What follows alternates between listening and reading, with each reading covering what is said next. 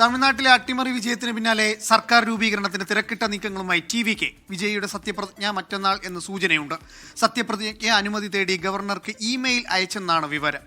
വിവിധ പാർട്ടികളെ ഒപ്പം കൂട്ടി കേവല ഭൂരിപക്ഷം തികയ്ക്കാനാണ് TVKയുടെ ശ്രമം.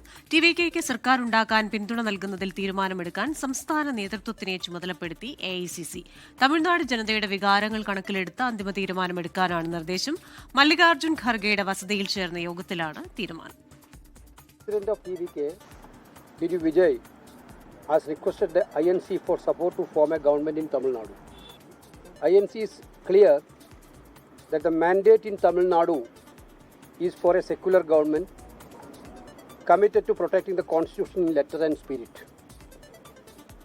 The INC is determined not to have the BJP and the proxies run the government of Tamil Nadu in any manner.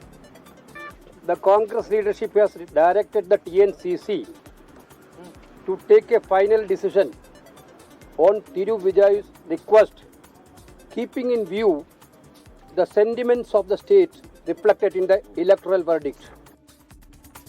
Manesh മൂർത്തിയുണ്ട് ചെന്നൈയിൽ നിന്ന് വിവരങ്ങളുമായി. മനേഷ്, എന്തായാലും വിജയ് ഈ സർക്കാർ രൂപീകരണത്തിനുള്ള നീക്കങ്ങൾ വളരെ ശക്തിയോടെ തന്നെ മുന്നോട്ട് കൊണ്ടുപോവുകയാണ്.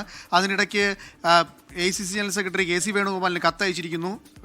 KC വേണുഗോപാൽ പറയുന്നു അത് തമിഴ്നാട്ടിലെ സംസ്ഥാന നേതൃത്വം തീരുമാനിക്കുമെന്ന് പറയുന്നു. ഒപ്പം തന്നെ മറ്റന്നാൾ വിജയിയുടെ സത്യപ്രതിജ്ഞ ഉണ്ടാകുമെന്ന സൂചനകളും വരുന്നുണ്ടല്ലോ.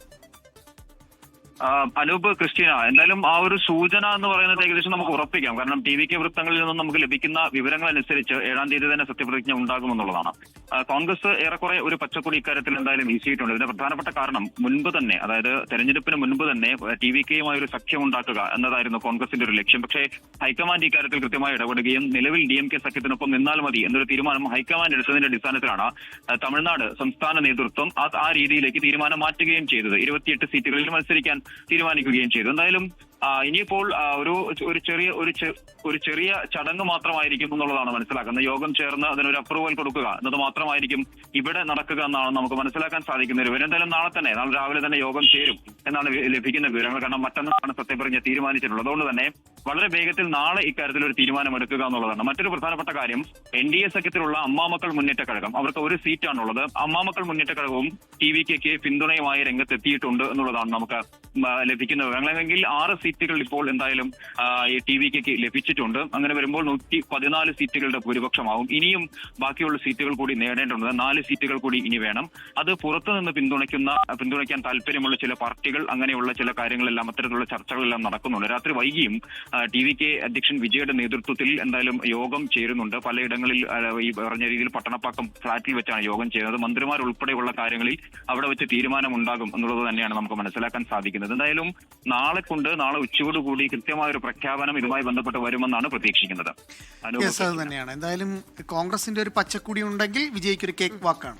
അതായത് ഈ 6 സീറ്റ്, ഈ 6 പേര് സപ്പോർട്ട് ചെയ്യുമെന്നുണ്ടെങ്കിൽ ബാക്കി നിലവിലെ ഒരു തമിഴ്നാട്ടിലെ രാഷ്ട്രീയ സാഹചര്യം വെച്ചിട്ട് ബാക്കി 4 വിജയ്ക്ക് ഈസി ആയിട്ട് സംഘടിപ്പിക്കാവുന്നതേ ഉള്ളൂ. എന്തായാലും ചർച്ചകൾ ദ്രുതഗതിയിൽ നടക്കുകയാണ്. അങ്ങനെ തന്നെ മുന്നോട്ട് പോട്ടെ.